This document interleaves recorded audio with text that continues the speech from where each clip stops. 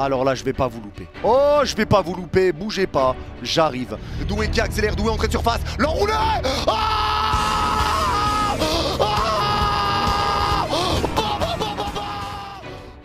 Rêvons plus grand.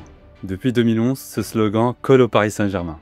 Malgré les déceptions, humiliations et polémiques, le rêve européen n'a jamais disparu. On dit que l'espoir est le dernier à mourir. À Paris, il est immortel.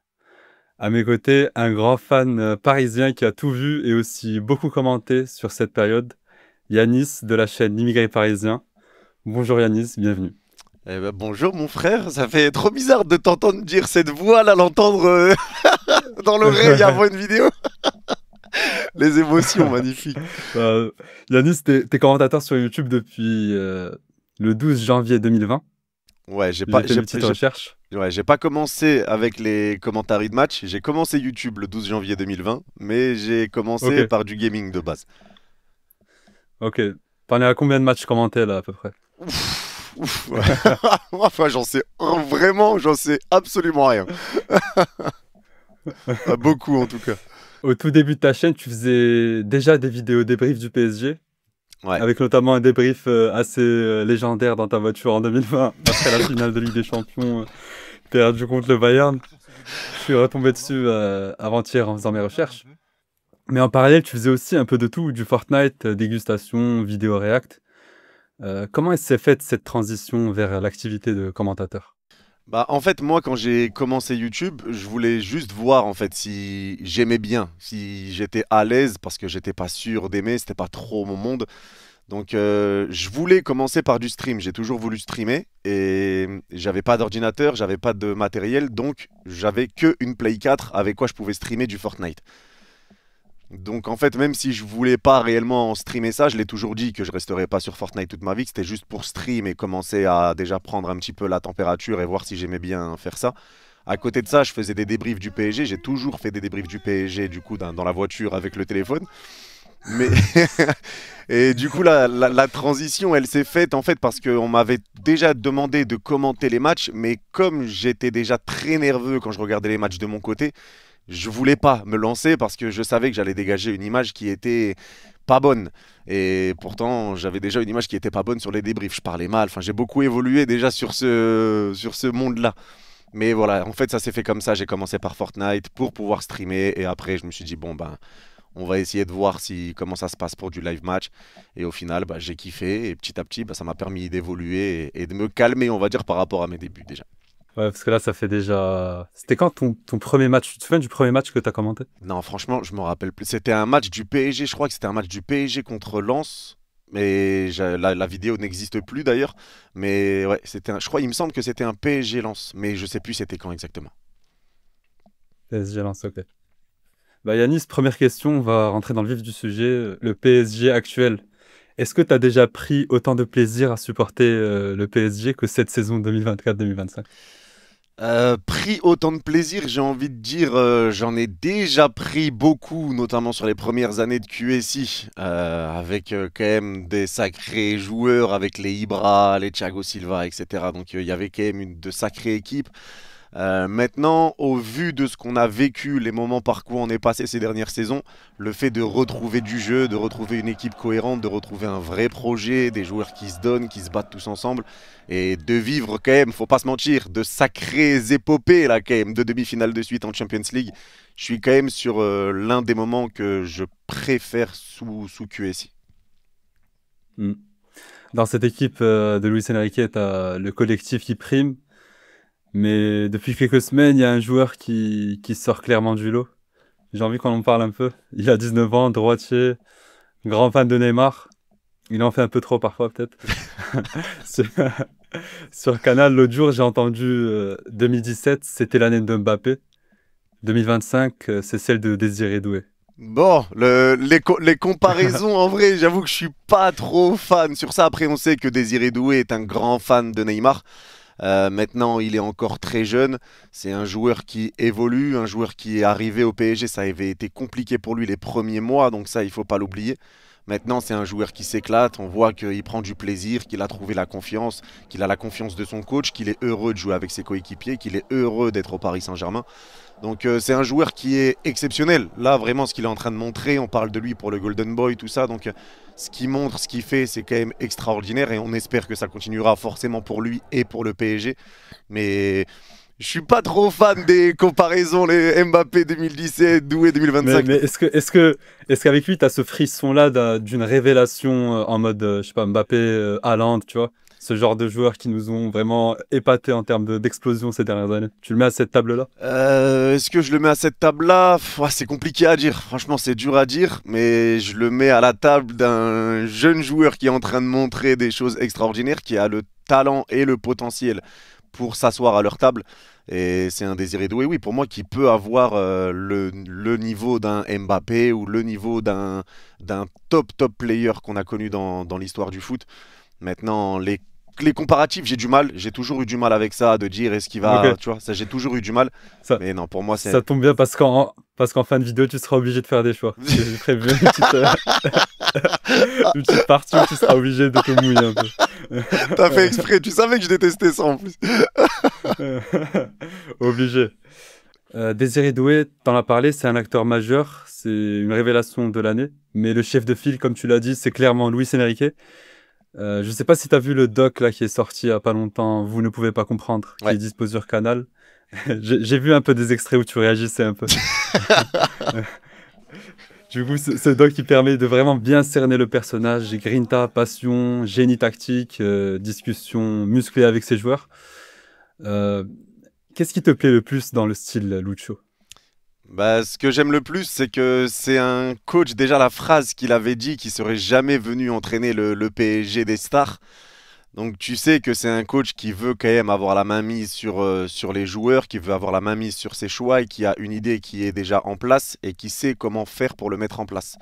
Et on le voit encore avec l'évolution qu'il y a eu pour certains joueurs, comment il les a fait évoluer. On peut parler de Dembélé, de Doué, encore une fois justement. Mais il y a beaucoup de joueurs qui ont grandement évolué avec Luis Enrique, même Vitinha, qui était beaucoup critiqué avant que Luis Enrique arrive. Et au final, la saison dernière, il a totalement explosé. Donc moi, ce que j'aime le plus, c'est un petit peu son côté peut-être papa, en fait. J'aime bien les coachs qui sont vraiment bons dans leur tactique, qui savent où ils vont et qui vont pas se laisser déboussoler par toutes les critiques qu'ils peuvent avoir. Le fait que justement, il veut récupérer des jeunes joueurs pour les façonner dans la manière qu'il veut et mettre en place une identité de jeu, un plan de jeu, une tactique avec des joueurs qui peuvent jouer dans tous les postes où chacun est libre, enfin, où chacun peut vraiment jouer à n'importe quel poste. Et c'est ce que j'aime le plus avec lui, c'est vraiment son côté un peu proche des joueurs, son côté où il est vraiment tacticien, où il sait ce qu'il veut et où il se laisse pas déboussoler par les critiques qu'il peut avoir. En début de saison, je me souviens qu'il répondait à une journaliste qui lui posait une question sur sa tactique et il lui répond, même si je vous expliquais, vous ne comprendriez pas. Et ça a bien vieilli pour le coup, mais ouais, Ah ouais, de ouf. co- complètement d'accord. Euh, on va revenir un peu en arrière, 14 ans en arrière, 2011, arrivée du Qatar au club. À l'époque, j'imagine que tu étais déjà supporter du Paris Saint-Germain, t'es pas quand même tout nouveau. À l'époque, t'étais dans quel état d'esprit? T'étais plutôt excité ou plutôt méfiant par rapport au risque de perte d'identité du club? Parce que je me souviens qu'il y avait ce débat-là. Ouais, moi franchement, je te dis la vérité, j'étais excité de ouf. Ok. Moi franchement, j'étais excité de ouf et surtout quand tu vois le mercato qui ramène quand même, il était terrifiant. Donc non, moi franchement j'étais content parce qu'on savait que ça allait quand même ramener beaucoup de talent en termes de joueurs à Paris. On savait que ça allait rentrer dans quelque chose de vraiment sérieux, qu'on allait passer sur un plan vraiment européen et qu'on allait parler avec les meilleures équipes du monde. Donc non, franchement, moi j'étais vraiment très excité et surtout, comme je t'ai dit, quand j'ai vu le mercato qui arrivait, c'était impressionnant. Donc non, moi j'ai toujours été Hmm. très excité par l'idée. En tout cas, je pense que en vrai, comme tous les supporters d'autres clubs, hein, s'il y a qu'il y a un Qatar ou l'Arabie Saoudite qui se présente pour acheter le club, je pense qu'ils seront vraiment contents. Donc non, moi j'étais de la Hmm. team contente en tout cas. Bah, en été 2012, il y a Paris qui casse sa tirelire en recrutant Zlatan, Thiago Silva, Lavezzi, Verratti. Est-ce que ce nouveau PSG version rêvons plus grand, il a fait grandir ta passion pour le club? Grandir la passion pour le club, J'aimerais bien connaître un peu l'avant-après en termes de ferveur et de... Bah, en tant que supporter parisien? Bah, en vrai, moi, le truc, c'est que j'ai grandi, on va dire, bon, avec ma mère, et c'était très compliqué. J'ai eu une mère qui était vraiment très protectrice, donc déjà, nous, on dormait à 20 heures, tout ça, et on n'avait pas les moyens, tu sais, de se payer les chaînes télé. Donc ça veut dire Ouais. que le PSG sur les années 2000, je l'ai beaucoup suivi quand j'allais à l'école dans le journal. Tu sais, on passait dans le métro, ils nous mettaient des journaux et tu pouvais regarder, il y avait la page sport où tu avais tous les résultats de foot. Ok. Et donc moi, c'est en allant à l'école que je regardais les résultats du PSG, mais pour regarder D'accord. les matchs, c'était compliqué, on n'avait pas Canal+, etc. Donc regarder les matchs, ça a été très très long. Et c'est quand j'ai commencé à travailler, donc je crois que j'avais 16-17 ans, et que j'ai réussi à avoir un salaire, c'est moi qui a pris une box internet à la maison. Sinon, on n'en avait pas, on n'en a pas eu jusqu'à mes Hmm. 16-17 ans. Donc sinon, c'était en sortant dehors pour aller au snack ou autre, t'essayais de regarder les matchs et tu pouvais t'acheter qu'une canette et il y a des kebabs qui voulaient pas t'accepter parce qu'ils voulaient que tu prennes un menu, sinon tu pouvais pas. Donc non, regarder les matchs à l'ancienne, ça a été compliqué. Donc vraiment, quand j'ai commencé à pouvoir me regarder les matchs et me payer une box internet, bah justement, c'était sous QSI. Ok. C'était quoi tes premiers souvenirs, peut-être au parc en tant que supporter du Paris Saint-Germain? Est-ce que tu allé au parc quand tu étais plus jeune? Non, pareil, ma mère a pas le permis. Ok. On a grandi à Lille, j'ai grandi qu'avec ma mère. Donc pareil, j'ai pas été au parc, pareil, avant QSI, j'y ai pas été. J'y ai pas été, j'y suis allé Ok. sous QSI et pareil quand j'ai réussi à gagner de l'argent de mon côté du coup. Bah, en vrai, c'est une preuve qu'on peut tomber amoureux d'un club même sans aller au stade. Ouais. Il y a plusieurs canaux qui peuvent te pousser à aimer un club. Non, bien sûr, Parce que après, ça justement, moi je suis tombé amoureux du PSG parce que mon frère supportait le PSG. Donc c'est ouais. comme ça, je faisais tout comme mon grand frère. Bon, je sais pas si de ton côté c'était un peu pareil, mais moi je faisais tout en vrai comme mon grand frère. Donc il Non, moi supportait. c'est l'inverse. Mon frère il supporte le Barça, du coup je suis pas pour le Barça. Lui il préfère Messi, moi je préfère Ronaldo. On est un peu, Bah, moi, c'est on n'est pas l'inverse, du alignés, coup. tu Ouais, vois. débarre. Mais ouais, du coup, il supportait le PSG, donc j'ai supporté le PSG. Et ben, on regardait, tu vois, les téléfoot à l'ancienne sur TF1. Bon, il y a encore téléfoot maintenant, Ouais. mais c'était vraiment beaucoup. On était beaucoup plus devant à l'ancienne, vu qu'il n'y avait pas tous les moyens de regarder ou suivre comme c'est le cas actuellement. Mais Hmm. voilà, on était beaucoup sur ça, sur téléfoot pour regarder les résumés, ce qui se passait. Mhm. Mais sinon, après, c'était plus compliqué, même pour des maillots. Je me rappelle que mon frère, on lui avait offert un maillot du PSG, il n'y avait pas de flocage, il a pris un marqueur pour écrire un flocage avec un marqueur, tu vois. C'était Ok. ouais, vraiment une époque différente, on va dire. Mais non, c'était Ouais. toujours le PSG, on a toujours aimé. Et comme je t'ai dit, prendre le journal tous les lundis pour regarder les résultats du week-end, tout ça, on a toujours fait ça. Hmm. Mais tu disais découvrir le PSG au tout début de QSI, du coup tu as vraiment vu que c'est Zlatan qui a propulsé Ouais. Paris dans une autre dimension. Zlatan qui est mon joueur préféré, personnellement. Ça, je sais. J'ai- J'aime beaucoup. Et Zlatan, il a passé que 4 ans au club, mais son empreinte est restée immense, indélébile. Personnellement, sans être parisien, c'est ce Paris de Zlatan qui m'a fait vibrer. La qualité des buts d'Ibra, ses remises en une touche, ses frasques aussi, qui ont aussi fait sa légende. T'as vécu comment ces années-là avec Zlatan en chef de file? Bah, c'était des années magnifiques en vrai. Les premières années de QSI, c'était un recrutement qui était fait pour ramener des stars, mais c'était des stars qui avaient faim, des stars qui se donnaient. C'était pas, on va dire, il n'y avait pas le côté starlet, c'était un Ibra qui avait vraiment faim de gagner. Un Thiago Hmm. Silva aussi, tu vois, c'était pas réellement des stars qui faisaient les stars, c'était des grosses stars, mais qui étaient là pour gagner des trophées. Donc il y avait vraiment une autre mentalité à ce moment-là. Donc là, pour moi, c'était des années extraordinaires parce que t'avais quand même Ibra, t'avais un Lavezzi que j'aimais beaucoup, enfin le milieu de terrain qu'on a eu énormément de mal à remplacer après, enfin le Thiago Motta avec Verratti et Matuidi. Donc c'était pour moi des premières années qui étaient quand même vraiment intéressantes et qui ramenaient la lumière sur le Paris Saint-Germain tout en ayant l'aspect sportif. Donc Hmm. c'était vraiment des très bons moments. Après, même si Ibra, en tant que tel, lui, il passait quelques fois à côté de ses matchs sur les grands matchs. Bon, c'est le problème qu'on avait après qu'il a eu beaucoup dans sa carrière. Mais Hmm. c'était juste un plaisir, c'était un kiff. Non, c'est intéressant que tu dises que Paris recrutait à l'époque des joueurs qui avaient encore faim. Parce qu'ils n'étaient pas si jeunes que ça, Thiago Silva, Zlatan. Ouais. Zlatan avait 31 ans, je crois. Thiago Silva peut-être dans les 27. Mais effectivement, les recrutements étaient intelligents. Euh, Parmi ces joueurs recrutés en tout début du projet QSI, je sais que tu aimes beaucoup Verratti. Ouais. Est-ce que c'était le transfert le plus important derrière celui d'Ibra ces premières années? Verratti. Bah quand Verratti arrive, bah il vient de Pescara, donc on sait pas réellement ce qu'il a dans le C'est vrai. coffre. Donc compliqué à dire, mais moi Verratti c'est mon joueur préféré de l'histoire du PSG. J'ai vraiment aimé ce joueur, c'était vraiment un magicien, c'était vraiment de la magie qu'il avait. J'aimais trop son football, c'était incroyable, garder la balle sous pression, ressortir propre.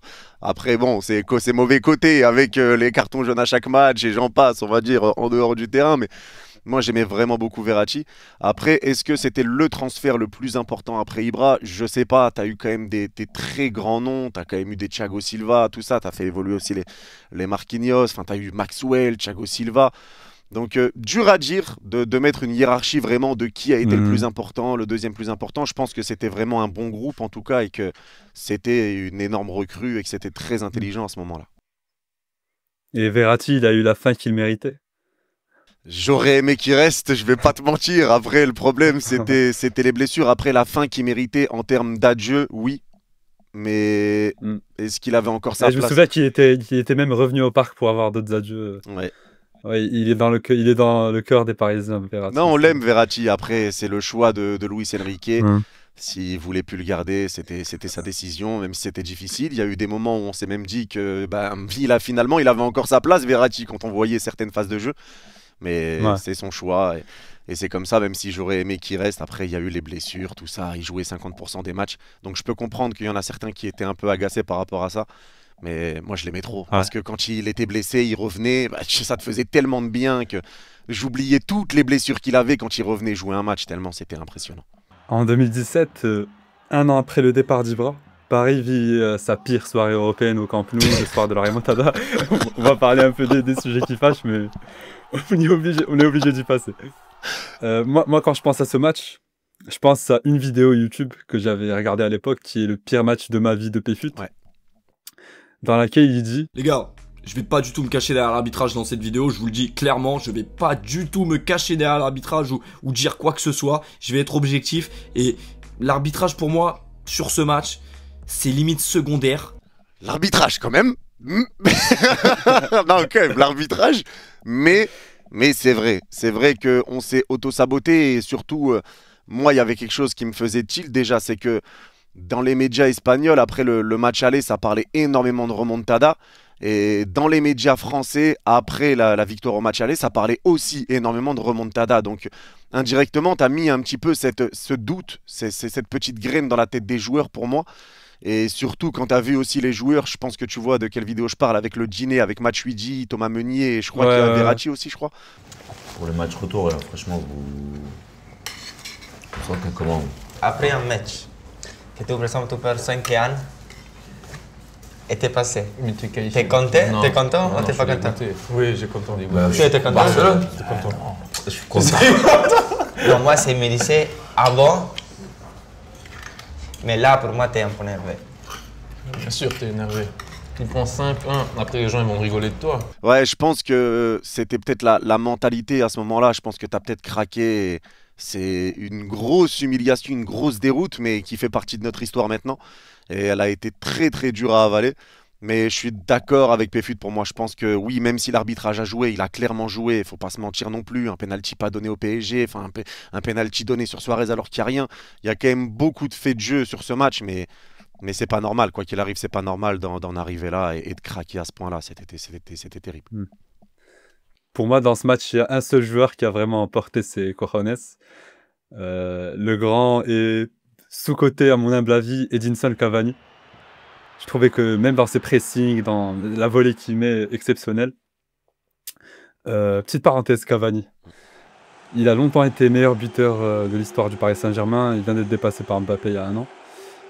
Euh, pourquoi il y a une partie des supporters parisiens qui ne le considèrent pas comme une immense légende du club et qui garde une mauvaise image de lui, entre guillemets?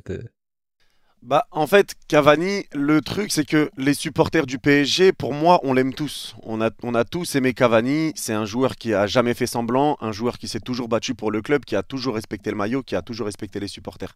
C'est un joueur qui nous a fait énormément de bien, qui a mis énormément de buts, qui a été le meilleur buteur du Paris Saint-Germain, qui fait partie de l'histoire du PSG. Mais le problème qu'on rencontrait avec Cavani, c'était les occasions manquées. Il ratait quand même beaucoup de situations et des fois c'était des occasions très faciles où il ratait les situations. Je pense notamment par exemple à les premières occasions contre Chelsea au match retour à Stamford Bridge où il tire sur le poteau alors qu'il y a Courtois est battu, je crois qu'il est déjà plus là. Mais il y a eu beaucoup de Je me situations. souviens. Ouais, il y a eu beaucoup de situations où Cavani a raté des occasions, donc je pense qu'il y avait ce côté-là et c'est pour ça que moi des fois je m'agaçais aussi sur Edinson Cavani. Mais non, c'est une immense légende. Après ça a terminé pareil un petit peu mal, ça s'est un peu mal fini quand tu vois qu'il est parti sur le banc parce qu'il y avait Icardi titulaire. Donc ça s'est un petit peu mal terminé avec Edinson Cavani malheureusement, il aurait mérité une meilleure fin lui pour le coup. Mais je pense que s'il y a des personnes qui aiment pas Cavani, c'est par rapport peut-être aux occasions qu'il a manquées, mais on peut pas lui reprocher tout ça vu que lui il faisait pas semblant. Il était vraiment amoureux du PSG, il se battait pour les supporters, il a toujours été droit, il a toujours été honnête et il s'est toujours donné. Donc Cavani pour moi est une légende du PSG, c'est incontestable. Hmm. Un an après la remontada, Paris sort, T'aimes bien ce sort mot, hein, par la... t'aimes bien le. Je vais appuyer dessus jusqu'à la fin. Un an après la remontada, Paris sort par la petite porte contre le Real Madrid en huitième de finale. Défaite 3-1 à l'aller, puis 2-1 au match retour. Il y a pas d'énormes regrets cette année-là, mis à part l'absence de Neymar à cause de sa blessure à la cheville. Neymar à Paris, c'est 45% de matchs manqués. Je sais pas si tu avais ce chiffre en tête, mais c'est assez Ouais. impressionnant. Malgré tout, pour toi, Neymar, c'est une légende du club. Pour moi oui. Pour moi oui. Maintenant, je peux comprendre encore une fois si certains vont dire que ça ne l'est pas, mais pour moi ça l'est parce que faut pas oublier que quand Neymar arrive, il est top 3 meilleur joueur du monde derrière les je sais même pas comment les appeler, Ronaldo et Messi. C'était vraiment un joueur extraordinaire. Ses premières saisons au PSG, c'est extraordinaire, il fait un bien énorme. Il est impressionnant et il roule totalement sur la Ligue 1. La Ligue 1 était vraiment trop facile pour lui. Maintenant, le problème, bien évidemment, ça a été les blessures, ça a été aussi parfois le côté extra-sportif. Mais la chose que je comprends pas, c'est les gens qui disaient que Neymar n'aimait pas le PSG ou autre. Ce qui est pour moi n'est pas le cas du tout. Il a toujours quand même aimé le club, ça se voyait dans son attitude, quand même dans ses déclarations. Et quand il mettait des messages où il disait qu'il aimait le PSG, on disait que c'était un menteur. Donc certainement que des fois on a été dur, mais encore une fois, je pense que c'est un peu comme pour Verratti, le fait qu'il soit absent sur les grands matchs du PSG, et le problème c'est que ça arrivait très souvent au même moment. Un match capital en Champions League, huitième ou quart, il n'était pas là. Donc il n'était pas là, on va dire, dans les moments importants de la saison. Et je pense que c'est ça que les gens, les supporters ont un peu mal vécu. Mais non, les premières saisons de Neymar au PSG, fallait se mouiller la nuque, hein, c'était exceptionnel, exceptionnel. Ouais, j'ai en tête l'extrait là où il s'échauffe et t'as le speaker qui énonce ses stats. Je sais pas si tu vois Non, de quoi. là je l'ai pas, je vois pas lui. Je l'enverrai peut-être, mais il est en train de jongler en avant-match et le speaker présente Neymar comme étant une star avec ses stats. 20 matchs, je crois, 22 buts, 12 passes D, un truc comme ça. Donc, des stats. Je voudrais maintenant focus sur un joueur actuel, un joueur qui vous a tous bluffé par son talent, par ses buts. Je vous donne juste 2 chiffres. Il est l'auteur cette saison de 24 buts et de 15 passes décisives en 23 matchs. Aucun joueur n'a fait cela donc dans toute l'histoire du club. Voilà, je voudrais tout simplement une ovation pour notre numéro 10, Da Silva Santos Junior. En 2019, du coup, on y va année par année. Paris vit sa seconde soirée humiliante, cette fois au Parc des Princes, avec une défaite 3-1 face à Manchester. Je pense que celle-là, elle a fait mal, presque aussi mal que la remontada, mais mal différemment. Et un an plus tard, t'as le club qui se retrouve en finale de Ligue des Champions. Ouais. En fait, je sais pas encore comment je vais nommer ce podcast, mais je suis en train de penser à Paris, club montagne russe. Ouais, bah c'est un peu le T'en cas. penses quoi de... Ouais, c'est ça en fait, le Paris version QSI. Ouais, c'est un peu le cas parce que, bon, après, sur la scène nationale, on a toujours répondu présent, bien évidemment. Mais Mm. sur la scène européenne, c'est vrai qu'on a connu des moments assez terrifiants. Bon, après, il faut quand même rappeler aussi qu'en huitième de finale, on se tapait très souvent des gros morceaux. On prenait le Barça, United, le Real. On a tapé des gros morceaux en huitième de finale très souvent. Maintenant, ce match encore contre United, c'est une deuxième désillusion. Tu gagnes au match aller là-bas à l'extérieur. Et au match retour avec une équipe de United qui a fait tourner, une équipe B d'United, si on peut appeler ça une équipe B, tu fais des erreurs bêtes. Et là, ce match-là, je te dis la vérité, c'est l'un des joueurs que j'ai le plus détesté au Paris Saint-Germain, c'est Kehrer. La passe qu'il met à Lukaku, c'est tous ces petits trucs-là en fait qui mettent des idées, des graines dans la tête. Tu fais cette erreur, United marque et tu perds un peu les pédales après la main de Kipembe. Enfin, t'as l'impression que c'est scripté. Il reste quelques secondes, Kipembe le bras tendu. Enfin, tu prends un penalty dégueulasse sur une frappe déviée comme par hasard. Il y a toujours manqué pour moi cet aspect chance en vrai au PSG. Et très souvent tu perds dans les dernières minutes. Et franchement, ce match-là, il a fait mal. Mais je te dis la vérité, pour moi, c'est la remontada qui m'a fait le plus mal. La remontada, j'en ai pleuré dans les chiottes. C'était atroce. En plus, je regardais ce match avec mes meilleurs potes qui étaient supporters du Barça.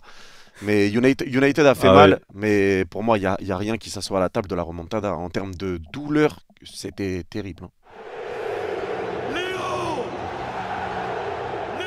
En 2022, Paris a continué un peu son projet star, malgré ce qui s'est passé les années précédentes. Avec l'arrivée de Messi, le PSG n'a jamais attiré autant de monde à travers la planète, avec des audiences records en Amérique du Sud, etc. Pourquoi le trio Messi, Neymar, Mbappé n'a pas fonctionné selon toi? Pour moi, il n'a pas fonctionné parce que c'était pas cohérent. Je pense que c'était pas cohérent parce que des fois, tu te retrouvais avec Messi à droite. Peut-être qu'on aurait dû faire quelque chose. Enfin, on était en train de jouer autour de Mbappé. Enfin, les trois, en fait, je sais pas, il y a quelque chose qui allait pas. Le coaching, le placement des trois, pour moi, ça a été une erreur. Les trois ne matchent pas ensemble. Tu peux le voir encore là, par exemple, avec le Real Madrid actuel, avec Mbappé. Pourquoi ça ne matche pas avec Vinicius? Pourtant, c'est parmi les meilleurs joueurs du monde, tous les deux. Donc, je ne sais pas ce qui s'est passé réellement, mais je pense que chacun peut-être était attiré par des stats. Peut-être qu'il y avait aussi une mésentente entre les trois, ou un côté qui n'était pas à l'aise, des joueurs qui étaient critiqués par rapport à un autre qui ne l'était pas. Le rôle d'un Messi aussi dans une équipe, ou peut-être qu'il fallait faire comme l'Argentine et peut-être jouer autour de lui, vu que c'était aussi ses dernières années, le mettre dans un rôle où il était peut-être plus à l'aise. Donc, je ne sais pas ce qui s'est passé réellement, mais c'est une saison en tout cas que j'ai très mal vécue, celle-là pour le coup, et pour beaucoup de raisons. Mais franchement, pour moi, il y a eu aussi peut-être un côté où ça s'en prenait beaucoup à Messi. Et moi, c'est pour ça que j'ai peut-être mal vécu cette saison. C'est parce que déjà sur le terrain, ça se passait pas très bien. Il y avait la Coupe du Monde qui allait arriver. On gagnait les matchs. On était invaincus avant la Coupe du Monde. Et je le disais en débrief que on joue pas hyper bien. On gagne parce que t'as Neymar, t'as Messi, t'as Mbappé. La magie, elle peut arriver à tout moment. Mais dans le jeu, ça n'allait pas. Et moi, ce que je reprochais, c'était justement d'avoir une équipe qui n'était pas réellement cohérente, où c'était pas vraiment un bon jeu parisien, même défensivement, t'étais pas serein, c'était une équipe où il y avait quand même des manquements à certains postes, mais quand il y avait un problème ou une désillusion, ça s'en prenait à Messi. Et moi, ce que je disais, et je me battais avec ça, c'est que je disais, le problème cette saison ne s'appelle pas Messi, le problème est collectif, le problème c'est tout le monde. Ouais. Je pense que Messi aussi, il a vraiment mal vécu sa période au Paris Saint-Germain. Dans toutes ses interviews depuis son départ de Paris, il dit garder un goût amer de son passage à Paris en disant qu'il n'était pas épanoui, encore blessé peut-être par son départ précipité du Barça. Moi, personnellement, je trouve un peu que c'est parfois proche de l'ingratitude dans la manière de laquelle il parle du Paris Saint-Germain, parce que c'est quand même un club qui lui a offert une voie de sortie après le Barça, qui lui a offert un gros salaire, un projet sportif assez ambitieux. Mais Messi au PSG, pour toi, est-ce qu'on peut considérer ça comme un flop individuellement? Il a 75 matchs, 32 buts et 35 passes D, pour avoir une idée un peu statistique. Justement, c'est des trucs qui reviennent souvent, et ça, il y en a beaucoup qui considèrent Léo Messi comme un flop. Pour moi, ça ne l'est pas, sincèrement, parce qu'il faut rappeler qu'en Ligue 1, c'était quand même 16 buts, 16 passes décisives. il a répondu quand même présent, il a quand même fait des matchs où il a été bon, il y a des matchs où il est passé à côté. Mais le problème, c'est que ça lui reproche, par exemple, le match contre le Bayern, aller-retour. Mais sur ce match contre le Bayern, si je te pose la question, qui a été bon sur ce match? Est-ce que tu peux me dire qu'Mbappé a été exceptionnel? C'est pas le cas. Tu vois, les joueurs sont passés à côté de ce match. Mais je pense que en fait, les fans du Paris Saint-Germain ils gardent en tête certains moments comme le penalty raté face à Courtois, tu vois. En fait, on a senti que la sauce n'a pas pris réellement.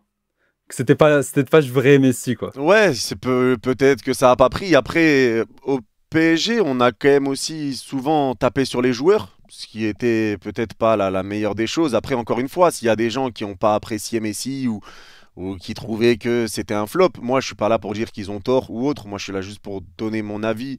Et pour moi, c'était vraiment pas un flop pour le coup. Pour moi, c'était vraiment un problème qui a été collectif, comme je te l'ai dit. Après, bon, penalty raté et tout ça, ça arrive. C'est vrai que parfois, tu pouvais peut-être sentir de la nonchalance, mais quand j'entendais, ouais, Messi, il court pas, mais il courait déjà pas à Barcelone, c'est sa manière de jouer. Tu as aussi un coach qui est... Pour l'anecdote, mon frère, qui est immense fan de Messi, il avait payé son billet pour aller voir le match le match aller contre le Real au parc, et il était juste derrière quand Messi a tiré son penalty. Et là, il s'attendait à exploser de joie en voyant un but de Messi en direct au stade. Et là, il voit Courtois qui arrête le penalty. Il n'oubliera jamais. Le pauvre, terrible. Non, mais ouais, du coup, après, voilà, est-ce que pour moi, le problème ne s'appelait pas seulement Messi, mais après, mais faut pas oublier aussi, bon, qui étaient les coachs à ce moment-là, hein, le bon vieux Christophe Galtier, tout ça, c'était quand même assez terrifiant.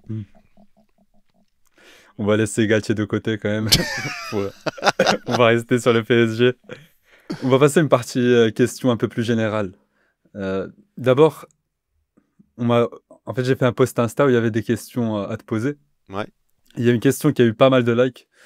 Quel est le match du PSG que tu as commenté et qui restera jamais dans ton cœur? En gros, le meilleur match du PSG que tu as commenté. Que j'ai commenté, là de tête, j'en ai deux. Je dirais le match retour face au Barça après avoir perdu 3-2 à l'aller, donc de la saison dernière. La frappe.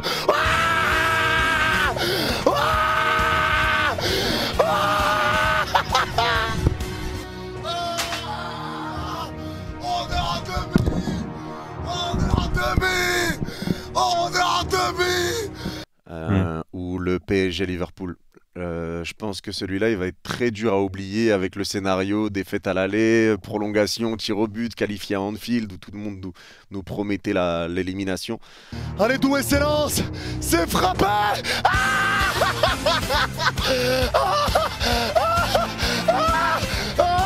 On l'a fait, on l'a fait, on est en quart. On est en quart, on l'a fait. Et à l'opposé, c'est quoi ton pire souvenir au commentaire d'un match du PSG? En commentaire ouais. Depuis 2021, du coup. Ouais, ça. à peu près. Le pire souvenir, franchement, je pense que je te dirais l'élimination contre le Real. Je pense qu'en commentaire, c'est celui-là. Il y avait faute sur Donnarumma ou pas? Ouais, c'est con. Franchement, sur le direct, je me rappelle que j'en parle même pas. Après coup, peut y avoir faute. Je sais pas, t'en penses quoi, toi, sincèrement, faute ou pas? Moi, pareil, dans l'action en direct, je trouve qu'il n'y a pas faute, mais quand tu vois le ralenti, tu vois quand même qu'il y a contact et que Benzema touche même pas le ballon. Donc, ouais, c'est ce que mais moi souvent j'ai ce problème avec le foot. Je me dis, est-ce que les ralentis reflètent vraiment la situation? Ouais, c'est dur parce qu'en plus ça dépend des angles. Il y a des angles où pour toi il y a faute, un autre angle il n'y a pas faute. Donc ouais, j'avoue que c'est parce que dans les ralentis, le contact il est vraiment amplifié. Tu vois le truc en gros plan, en slow motion, tu vois. Ouais. Mais en tout cas, ouais, pour moi c'est, je pense le premier qui me vient c'est celui-là. Après, je sais pas, je commande tellement de matchs que j'avoue que c'est compliqué à tout me rappeler. Mais non, je pense que c'est lui. Tu gagnes quand même au match aller dans les dernières secondes. T'ouvres le score derrière chez eux et tu prends 3 buts coup sur coup. Je me rappelle que je dis mais il se passe quoi? Il y a engagement pour nous. Je suis déboussolé. Ah non, ouais, je pense que c'est mon pire souvenir celui-là. Et la défaite contre l'OM en Coupe de France, ça t'a pas fait mal? Bah, celui-là, je l'ai pas commenté sur ma chaîne. Donc, ouais, si, bon, ça fait mal, mais après, atténué par le fait qu'ils sortent derrière contre Annecy, on a bien rigolé. Et que vous êtes habitué à gagner, quoi. Ouais, ça va. Pas mort d'homme, tranquille. C'est bien pour nourrir la rivalité, c'est ça? Ouais, c'est bien, mais il faut cette rivalité. Moi, je sais qu'il y en a qui aiment pas forcément ça, mais moi, je kiffe la rivalité qu'on a avec l'OM. Après, Non, forcément, mais il y a c'est bien, des... ça ajoute du peps. Bien c'est sûr, il y a des limites à pas dépasser, chose que je ne dépasse pas non plus de mon côté. Mais non, c'est important. Il faut que ça reste Tu comme fais ça. tu fais des combats avec Mohamed Eni, quoi. Tu dépasses pas les... C'est ça Ouais, la limite. on rigole, on se taquine, on va dire. C'est bien, il faut. Ouais, il faut. J'ai une question, enfin 2 questions en une. Ouais. Donne-moi objectivement le meilleur joueur du PSG sur cette période QSI. Et subjectivement ton joueur préféré à toi, même si je connais la réponse. Alors, le meilleur joueur, alors ça dépend, on parle de quoi? C'est au sein du PSG? Ou est-ce qu'on parle de... Parce que là, si tu me dis ça comme ça, je te réponds Neymar. Non, en fait, le joueur... ouais, sur la période PSG, quoi. Ok, donc vraiment son niveau au Paris Saint-Germain. Oui, Je sais pas, c'est compliqué. Tu me mets dans des positions. voilà. Non, mais il faut. J'hésite en vrai, mais je dirais... Bon, je dirais quand même peut-être... J'hésite entre Ibra, Mbappé, Neymar. J'hésite entre les trois en fait. Voilà, c'est dur. Il n'y a pas un joker, un truc, j'ai du mal, je te jure, j'arrive pas à... Tu m'as donné ton top 3, ok. Neymar, Ouais. Mbappé, Zlatan. Ouais, je pense Ok. que c'est dans ces trois-là. Moi, je prends Zlatan en numéro 1. Je fais ce choix-là. Moi, je comprends, ouais. Ça c'est normal, franchement, je le comprends totalement. Et Verratti, ton joueur préféré à toi, mais si tu devais en citer un deuxième. Ça, c'est subjectif, préféré, c'est pas forcément le meilleur. Joueur que j'ai beaucoup aimé après Marco Verratti, Ouais. bon, je dirais quand même Thiago Motta. Thiago Motta ou Matuidi. Ok. Le beau football de Thiago Motta. Ouais, ce milieu de terrain-là, on a été orphelin de ce milieu de terrain-là très très longtemps. Je sais pas si t'as Et pourtant, aujourd'hui, il y a pas de joueur au Paris Saint-Germain qui a le style de Thiago Motta. Non. Je sais que t'as beaucoup taillé Fabien Ruiz, quoi, qui à une époque était comparé un peu à Thiago Motta en termes de profil. Ouais. Mais en vrai, il n'y a pas un rapport entre les deux. Non, on a essayé pourtant, hein, les Krikoviak, il y a eu des recrues qui ont été terrifiantes. Même Stambouli, enfin, il y a des joueurs qu'on a essayé de récupérer. Stambouli. Ah ouais, Stambouli, même les Cabaye, tout ça. Ouais, non, franchement, il y a des recrues, Ça- c'est compliqué. Ça cherchait sur Transfermarkt les joueurs de la taille de Thiago Motta et ça a recruté. Ouais, ça a été dur. Mais ouais, bon, après, ouais, Fabien, c'est vrai que j'ai été très dur avec lui. Après, il y a des réalités, c'est que on débriefe des matchs. Donc, quand on dit qu'un joueur n'est pas bon, c'est qu'il n'est pas bon. Quand un joueur est bon, on dit qu'il est bon. Mais je dois quand même reconnaître que c'est vrai, sur Fabian, j'ai été très loin. Je l'ai pris en grippe pendant un très long moment. Et peut-être que parfois, je dépassais des limites avec lui. Mais non, en tout cas, il faut quand même rappeler que c'est vrai, il y a des moments où c'était pas bon. Mais quand il est bon, on le dit. Et encore une fois, bah, là, il est excellent. Et on le dit, on n'a pas de mal à le dire. Et nous, c'est tout ce qu'on demande. Pour finir, Yanis, on va jouer au jeu dont je t'ai parlé tout à l'heure. Là. Ouais, je vais aimer Tu vas être apparemment. tu vas être obligé de faire des choix. Bon, je te donne droit à un seul joker. Ok, T'es prêt? je suis prêt. Je crois. Zlatan ou Cavani? Zlatan, quand même. Mbappé ou Zlatan?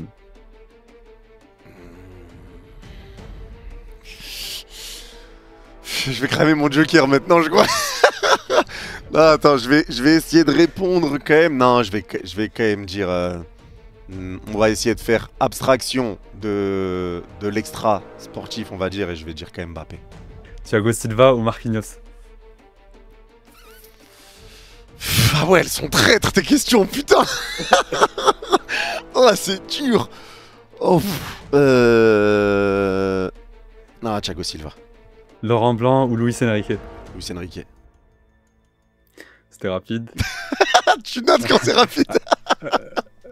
Hakimi, c'est le meilleur latéral droit du monde actuellement. Oui.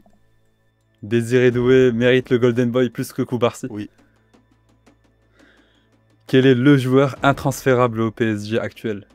Si je devais en choisir un seul. Le PSG. Joker. Non, pas Joker, bah un seul. Intransférable. Un joueur, on te donne 300 millions, tu prends pas. Ouais, c'est dur. Bah, T'as déjà vu je- 200 millions. je dirais Neves. Si je devais choisir une seule recrue cet été, ce serait laquelle? Peu importe qui, tout confondu. Peu importe, un joueur un peu accessible sur le marché. Bah, je dirais Mbappé, c'est le fou. Le mec qui veut revenir en arrière. Non, une recrue. Ouais, c'est dur, hein. C'est dur. Franchement, un joueur que j'aimerais beaucoup, moi perso, c'est Pedri.